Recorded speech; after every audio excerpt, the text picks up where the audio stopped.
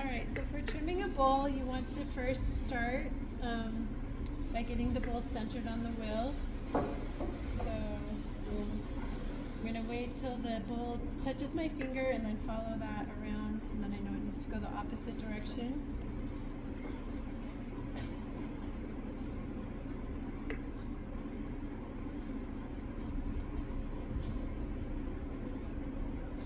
It's really close. Okay, and when your finger doesn't move back and forth, then you know it's centered. And I'll just place my, oh, before I do that, don't forget, it's really important for bowls to feel how thick this is. Usually it's quite thick and there's a lot of clay that you can take off for trimming. So that just gives you an idea of how much you can take off.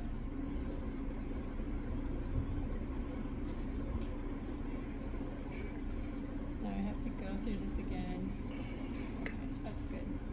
Alright, then get your little sausages of clay and gently place them around the edge. Who can remember, or just tell me about what leather hard is? Cheddar cheese. Yeah, so kind of cheddar cheese consistency, which is what? Like half dry, firm but still flexible. You're not leaving fingerprints on it. It doesn't feel wet. It'll feel cold to the touch, but not wet. Okay, so I'm going to start by trimming off a lot of this extra clay here.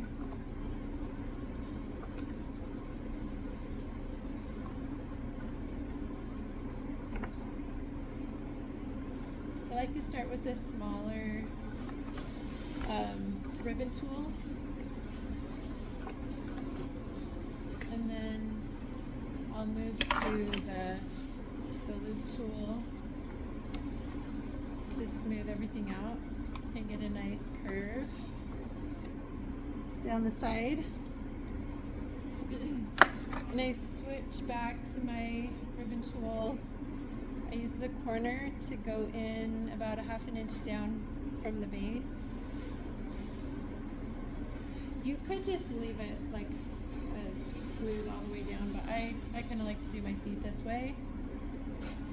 So I go in at an angle with that corner, and then I'm going to trim off this extra clay here so it curves down nicely.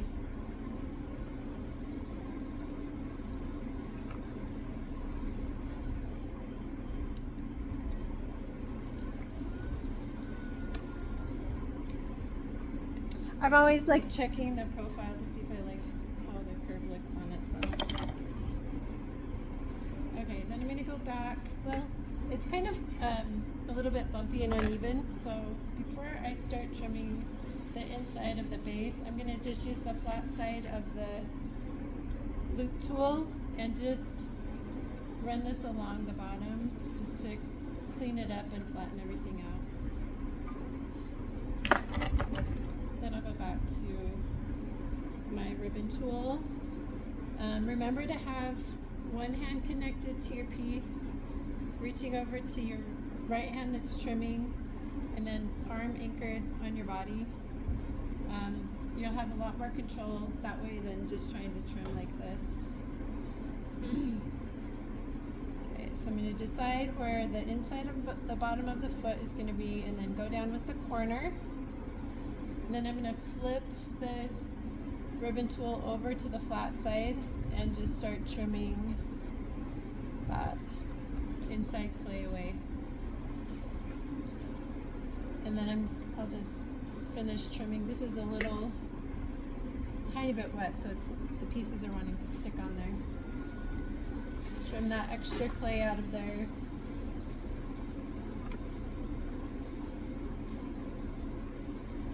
And with bowls, so the inside is curved, so you can, on the foot, kind of curve it.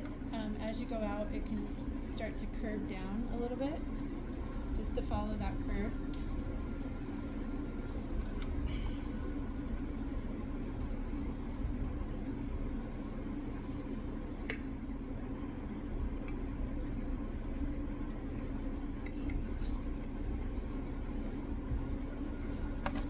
I'm just cleaning things up a little bit here. I personally like to kind of round the corners out on the feet when I trim them. You can do that, or you could leave it more angular if you want.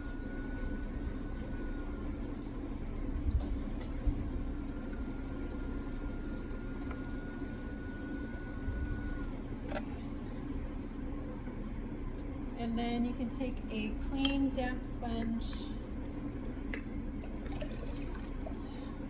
and smooth everything out.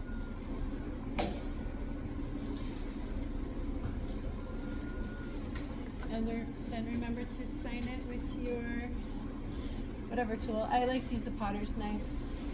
Not quite as pointy as the needle tool. I usually will sign my name and then let it dry and then clean off the little